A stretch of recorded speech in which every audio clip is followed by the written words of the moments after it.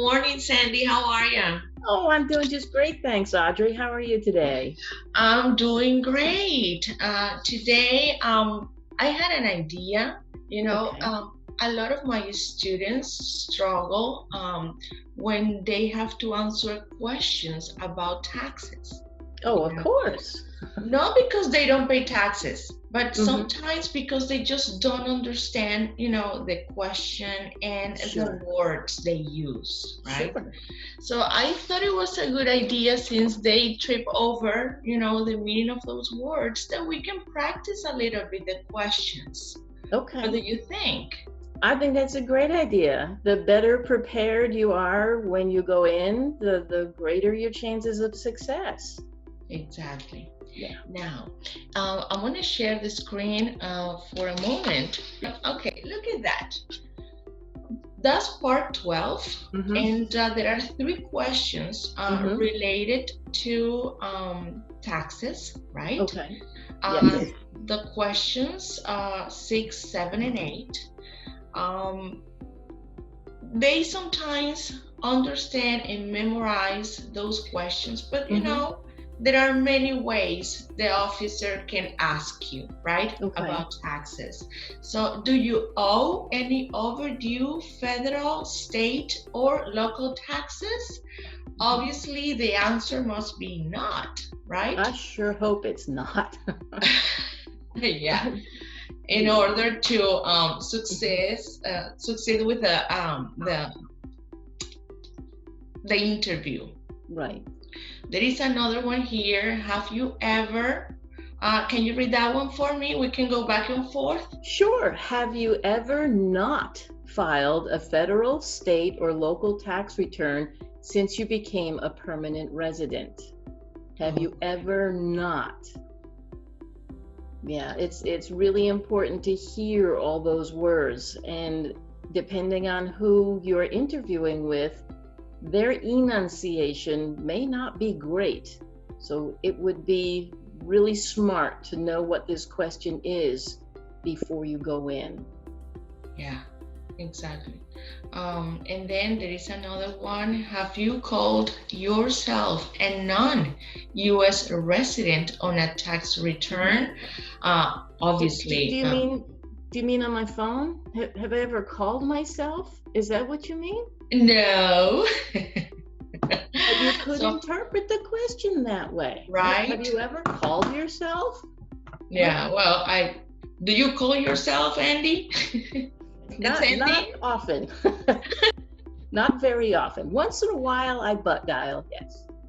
Yeah, so have you filled out an application saying, right, that you are not a U.S. resident, right, in order to avoid paying taxes, right? Another way to think about it is, have you ever checked the box, right?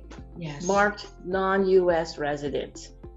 Have you ever, meaning even just one time ever, checked that box that says, I'm a non-U.S. resident?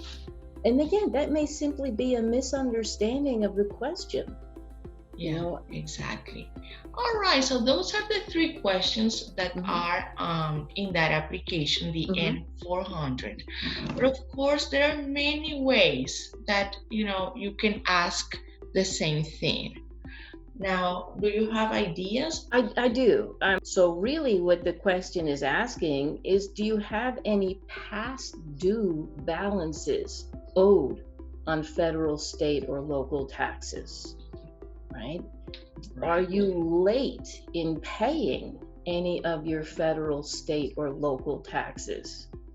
Are you behind on payments for federal, state, or local taxes?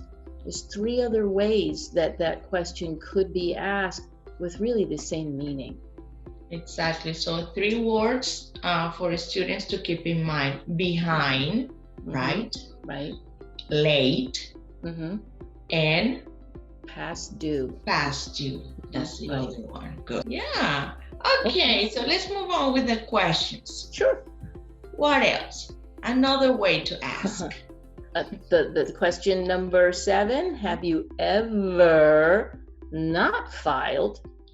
You might say, Have you ever failed to submit a federal, state, or local tax return? Or has there been any year when you did not file and you should have, right? Yes. Has there been one or more years when you did not file a tax return? That's what they want to know. Good. Now, Sandy, what does fail mean? Oh, to fail is the to not succeed, to not do something you're obligated to do is a fail. File and fail can sound a lot alike if the person, the speaker, is not being careful in how they say it. The question is, have you ever not filed? The question isn't, have you ever not failed, right? But it could be, have you ever failed to file? Yeah, meaning you didn't. A lot of words to keep in mind. So we have fail, which is different from file. File, right. Late, when you are late on payments, when you are behind. Past due. Past due, right. Yes. Good. This is good vocabulary, important vocabulary that you need to keep in mind when you are studying and preparing for the test. Yes. There are 3 words that can be confusing for students. Those words are in the application N-400, right? Okay. And I think it is very important for students to know the differences between them, because even the sound, sounds similar. Do you want me to guess what they are? Yeah. I'm guessing it's file, fail, and fill. You're right. Okay. FFF. Yes, and there's a lot of L's, right? Yes. Yes, it's the vowel sound that changes, right? Fail, file, and fill. Yeah. Right? Yeah. So can we talk about those 3 words, the meanings? Absolutely. So you're asked in part 12 about the taxes if you have filed a return. And that means, have you submitted it? Have you completed the form and turned it into the appropriate office? That is filing. To fail is to not do something you were supposed to do. Okay, so if you do not submit your tax return, you have failed to file.